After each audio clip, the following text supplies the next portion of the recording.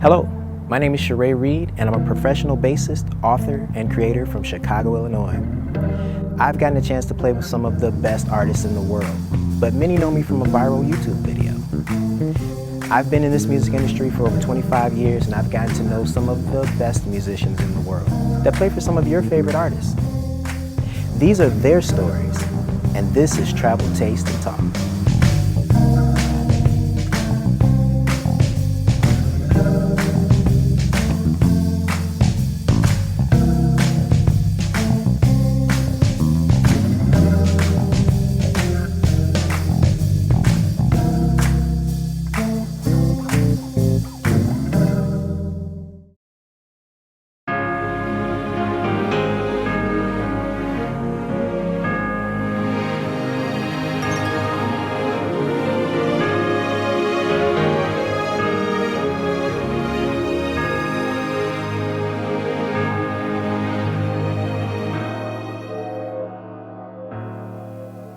I don't want to say I wouldn't.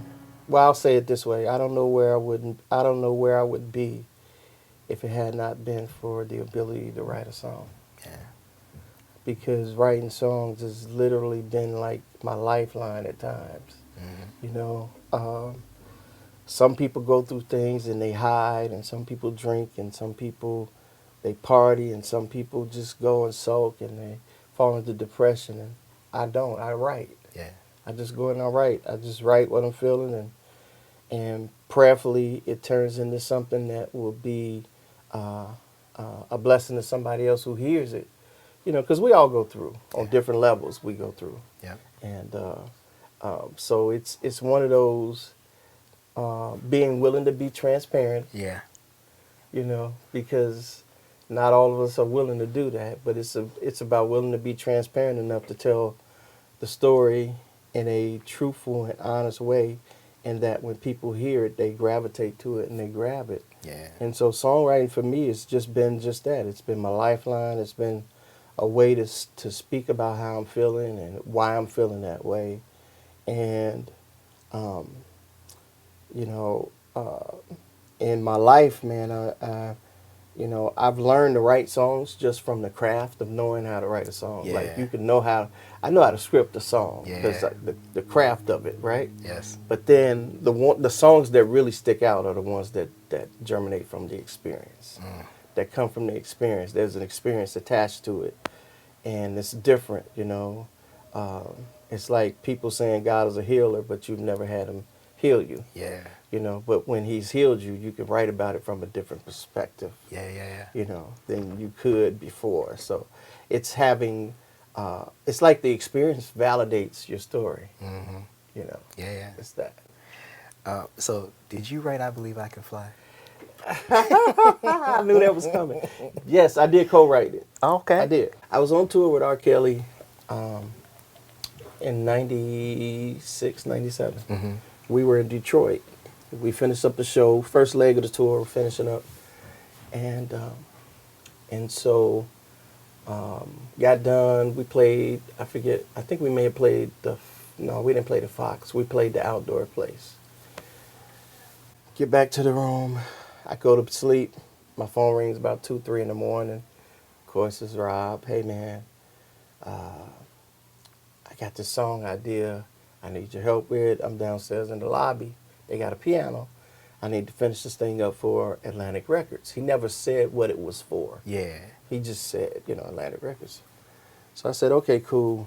I got up, got dressed, went downstairs, and vividly I can remember the lobby. There was a grand piano. It was white. Biggie Smalls was in the corner of a stairwell smoking a cigar because he was on our tour with us. Wow. He was touring with us. He was opening up. So Biggie was in the corner on a stairwell talking to somebody, right? And whoever was at the front desk was at the front desk, and then it was he and I. Yeah. So he was at the piano. He played exactly what he had, which was the first part.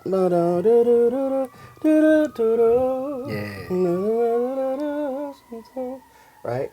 And I know the meaning of true love. I'm leaning on an everlasting. That's all he had. Yeah. So I came in and played the E7 thing. If I get to the sixth, Yeah.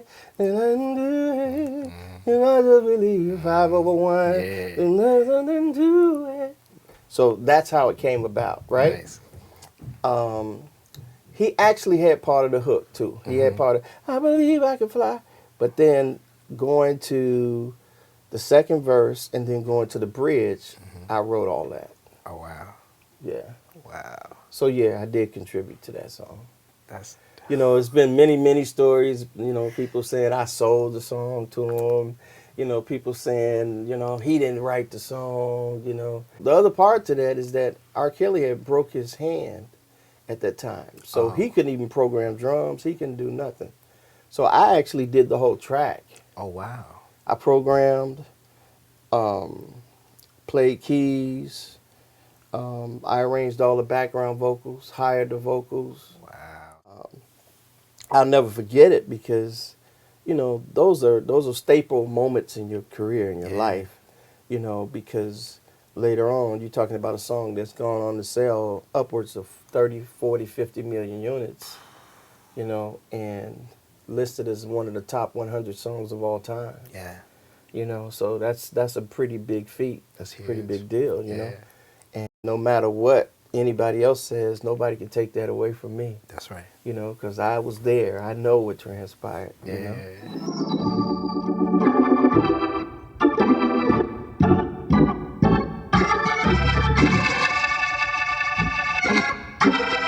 It's so funny.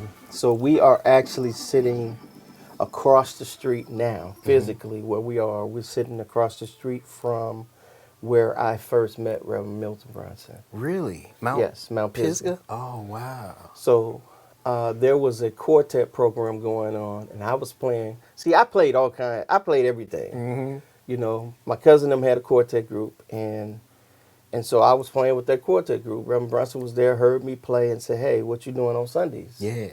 You know, and I was like, "Well, I play for my dad, but you know, that's not much." And he was like, "Well, won't you consider coming playing for me at my church?" And so I ended up at Christ Tabernacle, 854 North Central.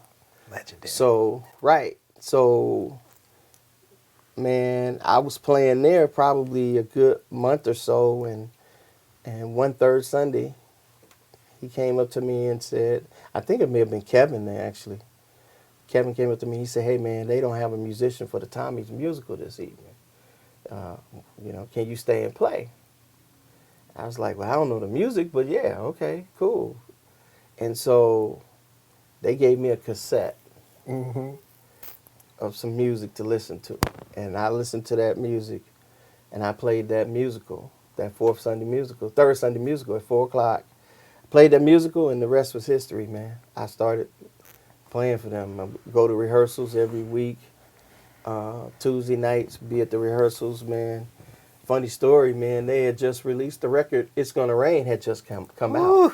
Yes. You know, written by Marvin Winans. You know, so that record had came out, man, and they were doing it in rehearsal. I sat down and started playing the song, and I thought I was killing, Sharay. You know how you feel like you. I thought I was killing, man. And Jesse Dixon was there, and Jesse had worked on that record, and Jesse was like, looked over, he stopped the choir. He's like, "What are you doing? What are you playing?" I was like, "I'm playing the record." He's like, "That's not how it goes. Get up." In front of everybody, man.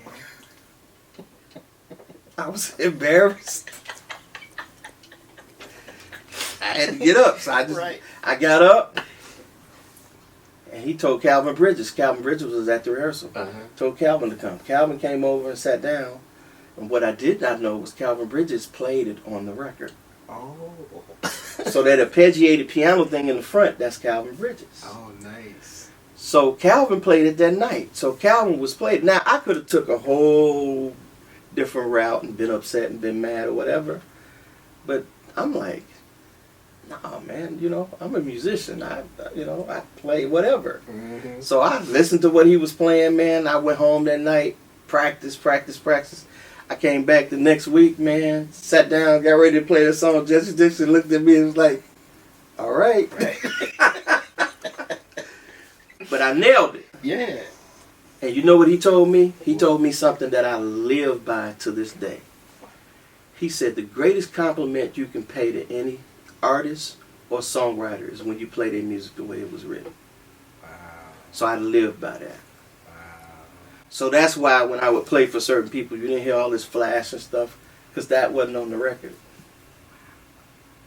You know, and it's a difference between playing as a support for somebody and then playing as a feature. You know? That was heavy. Yeah. That's heavy. That's heavy, right? But I live by that. You know, I'm grateful for that basement at 854 North Central, because in that basement is where I was made. Really? Like, you know, in that basement, being in that basement, man, sometimes it'd be nobody but me and Kevin Bronson. Yeah. You know, and that's why I developed the dominant left hand, Yes, you playing did. bass stuff too. Yes, sir. Was because we didn't have a bass player. Most times we did those musicals on third Sundays. Mhm. It was me, Kevin, and Tyrone directing that choir. Really? And we would rock that church out. Playing the organ, man. Whew. Back in the day, man. And I didn't call myself a B3 player, nor did I call myself a piano player. So I kind of like in between. I kind of straddled a little bit. But I knew what to do to get stuff done, you know. And that's what was important, man. So from there, man, they were getting ready to do the next record. I had already been writing songs, and I was teaching my songs to like little groups around on the west side, man. There was a dude named Sam Kimball and the Voices of Deliverance. I had taught them There's No Way. Really? So they was singing There's No Way around the They was rocking that song around the city. Killing that song.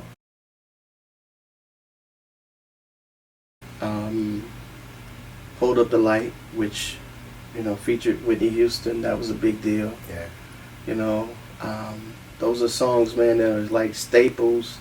They mark periods in my career that I can look at, and I can go back and look at and say, hey, man, this was a great time. And it was also a learning opportunity, man. I got a chance to spend a few days and spend some times with Whitney Houston, man. And you know, it was really cool because she knew her stuff, knew it, right? We were doing Arsenio Hall show, and we were doing Hold Up the Light, and we were in sound check. Everybody from Paramount was in that room. Everybody. Makeup, lights, everybody. Sound. Everybody's, because it's Whitney Houston here, right? Absolutely. We got to Voices Crying Young People. And I'm looking at the chart, right? And I'm like, that's not right. Mm-hmm. That's not what I wrote. Right. So I stopped playing. I wouldn't play it. So I believe Terry Lynn Carrington was playing drums. Terry Lynn was playing drums, and she's like, what's wrong? I was like, the chart is wrong. So Mike Wolf was the MD, and Mike Wolf was like, well, you know, this is what I transcribed from the record. This is what we're going to play. So I was like, oh. That's not All right, okay. All right, cool, right? Meanwhile, Whitney is paying attention to all of it. Oh, okay. And Whitney does this to me. She over in the corner, she's like. So I go over and she's like, she said, as long as you live, don't let nobody tell you how your music go. You wrote it. You don't let nobody tell you how your music go. You tell them how it go. And if they got a problem, she's like, I'm right here. She's like, don't let nobody tell you how you wrote that. And I was like, dope. Whitney just, you know. Oh, that's so I mean, good. like, for real. And then that night we went to dinner, man. She had me sit next to her, man, and she just talking about, you know, the industry and talking about stuff. You know, as much as she had her troubles, she was very smart. Yeah. And witty, funny, hilarious, and just loved people. You know, loved having a good time. She really loved Beanie and Cece. She loved them like they were there, like her blood sister and brother. You know, for real, for real. Show up in Hawaii. We over in Hawaii. She shows up. You know, I mean, it's just, you could tell. You know, there was a genuine relationship there, man. But those are periods in my life, man, that I look at, man, and I was like, you know, those are staples, and I can honestly say, man, you know, I will never forget those times, because they were times that grew me. And you know, while everybody thought I was just this church dude, you know, which I was. Yeah. But the reality was is that I was being marked for something else, and actually growing into who I was really going to be. And because, you know, not a lot of what I was doing at the time had anything to do with, I grew up in the church, grew up playing in the church. My dad was a pastor. Mom, Sunday school teacher, singer, you know, all of that. You know, we all sang when my dad go preach. You know, it was all of that. But then when I got a chance to hit the road, man, and do some other things, what I learned was, what I learned in the church helped me to keep my identity when I was out there. Yeah. You know, so because I got dogged. When I got the R. Kelly job, everybody was like, oh man, I knew it. I knew he wasn't saved, blah, blah, blah. But who I was in the church is who I was when I got the gig. I was, you know, I was there on assignment. I knew exactly what I was doing. Yeah. And that's what I did, you know. And it's funny, man. Being yourself should be the one thing that draws people to you. Yeah. Not trying to be somebody else. Yeah. You know what I'm saying? Because you do that and you'll be doing that for the rest of your life. That's true. Trying to get people to like you. And not everybody will. That's the truth of the matter. So you just learn to, man, just be genuinely who you are, man. And the people who are for you and with you, they'll be there. That's true. You know? That's how that works, man. So yeah, those are all staples. Man, Love Has No Color as well. Mm-hmm. Winans and Michael McDonald. That was a big deal as well. Man, you have a long history with the Winans, man. Like, I was Percy Winans. it makes sense. Hey, look, I was a Winans. You know, I was a Winans. When I got my hair cut by Pop Winans, it was like, "Oh, you in the family now." Right. It was like, look. Even though my haircut was a little crooked, Pop jacked me up a little bit. But no, man. You know, I was spending so much time in Detroit. So, this is a true story. My cousin, Terry Cummings, was drafted by the San Diego Clippers. Mm-hmm. And he did an article for Sports Illustrated where he talked about his favorite gospel groups. And he listed the Winans as one. Nice. So, Carvin Winans reached out to him. And they had been talking or whatever. So, when Terry got drafted and went out to camp, he said, I'm gonna fly you out. And I was like, yeah, right. You know, you Mr. NBA, you finna be gone, blah, blah, blah. But he didn't forget. So he flew me out to San Diego, and he said, man, in a few days we're gonna drive up to LA. And I was like, okay, cool. He's like, no. He's like, we're going up there to Winans working on a new record. And I was like, whoa, what? Yeah. So, dude, I literally went from the west side of Chicago one day to the next day being in San Diego, then a few days later driving to California, walking into a studio that had Bill Maxwell, Andre Crouch, Howard Smith, the Winans, Scott Smith, Abraham LaBoriel, Hadley Hawkinsmith, Harlan Rogers, Louis Pardini, had all of these famous musicians and producers and arrangers, and I'm sitting there like, how did I get here? My cousin, man, he was the catalyst that opened the door, and we got there, man, and we were messing around or something in the studio, and my cousin said, hey, my cousin plays too. And that opened the door for, nice. I started playing a little bit of something, and then they were like, man, you want to go on tour with us? Wow. Yeah. Just like that. Just like that. You're a pillar in Chicago and gospel music, and for me to come in and kind of be brought in with you, man, I don't know any other way that I would have liked to have come in this way, man. It's a blessing to see people, man, that you've had an opportunity to just open the door. You know, that's all I did. I just opened the door, and you got in the door and you did what you were supposed to do, man. And that's all that matters, man. You give. It's being a good steward over who you give opportunity to. Yeah, absolutely. You know, that's what it is more than anything, man. So I'm grateful, man. Man, love you, man. Love you back, man. Yes, sir, brother. Love you back, man.